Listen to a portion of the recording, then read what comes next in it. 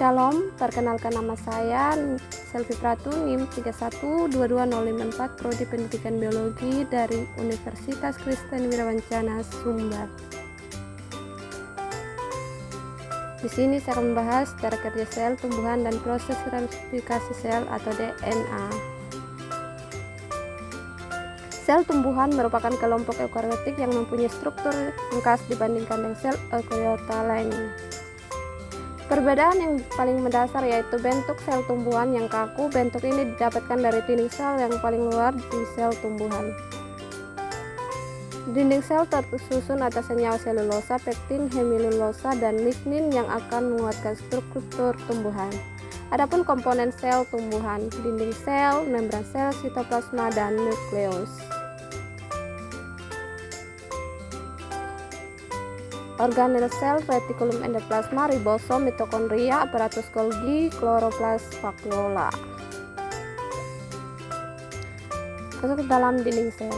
Lapisan luar membran yang melindungi jenis sel tertentu dan membatasi ruang di bagi sel untuk mengembang, mempertahankan bentuk sel, dan menguatkan atau menyongkong, memberi perlindungan mekanis dan fisik, mencegah kehilangan cairan, mengontrol cairan sel ketika menyerap air. Terdapat pada struktur dinding sel tumbuhan. Membran sel, fungsi melindungi bagian dalam sel, transportasi saat keluar masuk sel, reseptor dan penanda identitas sel. Organel sel, organel sel tersuspensi di dalam cairan sel yang tersebut sitoplasma atau tersusun atas air, protein, karbohidrat, mineral, dan vitamin. Nukleus atau inti sel terbungkus dua lapisan membran pada sel eukariotik, mengatur seluruh kegiatan sel atau kombinasi sel, mengandung materi genetika berupa DNA.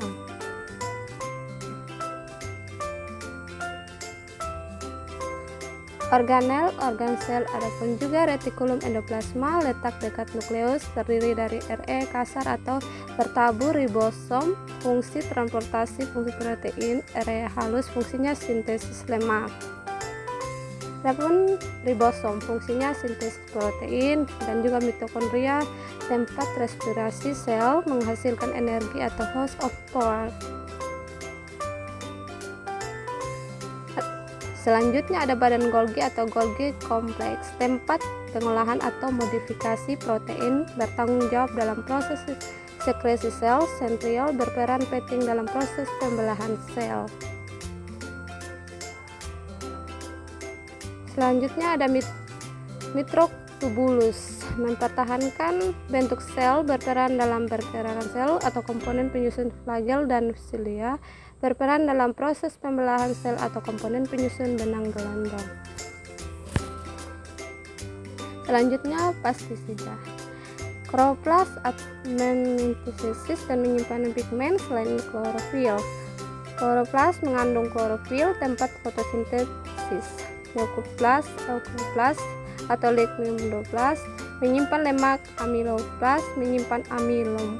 Vakuola menyimpan cairan dan senyawa seperti enzim, alkaloid, lipid, garam, mineral, asam amino, dan asam organik.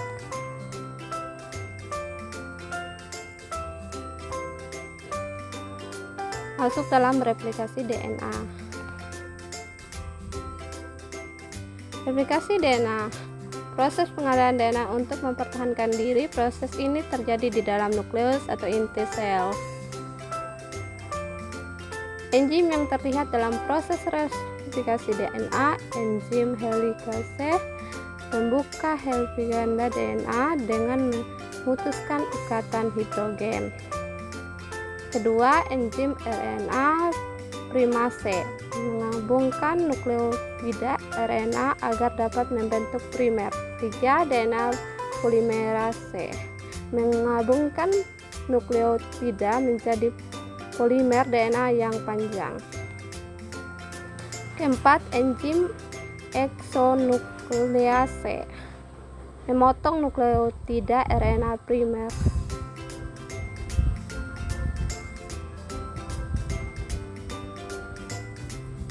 Enzim ligase, menyambungkan fragmen Okazaki.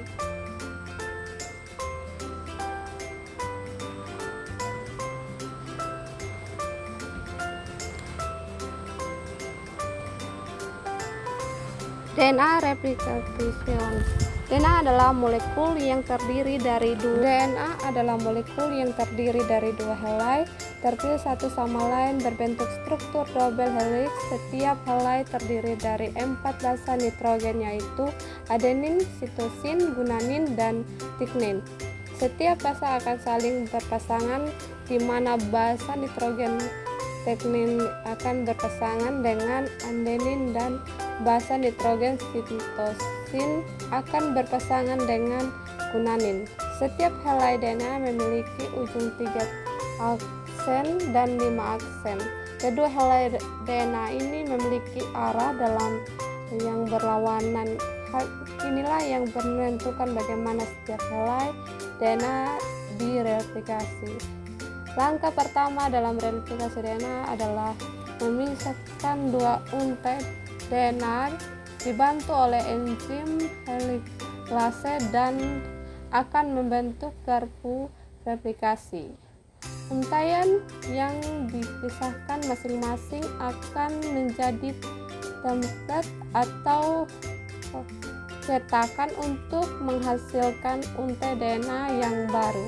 Proses lain juga dimulai dari enzim primase, di mana enzim ini akan membuat sepotong RNA pendek yang disebut dengan RNA primer. RNA primer ini akan menjadi titik awal untuk membentuk untai baru DNA. Kemudian enzim DNA polimerase menempel pada RNA primer dan akan membentuk untai baru DNA. DNA polimerase hanya dapat menambahkan pasangan basa DNA dalam satu arah dari ujung 5 aksen ke ujung 3 aksen.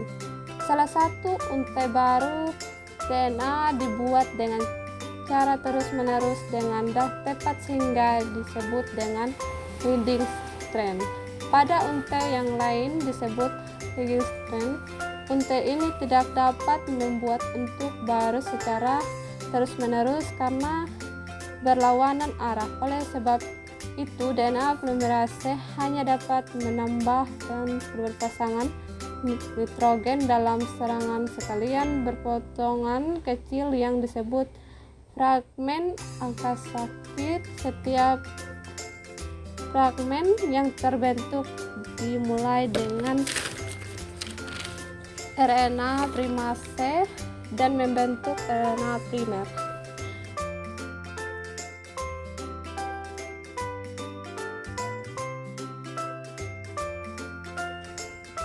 Terima kasih.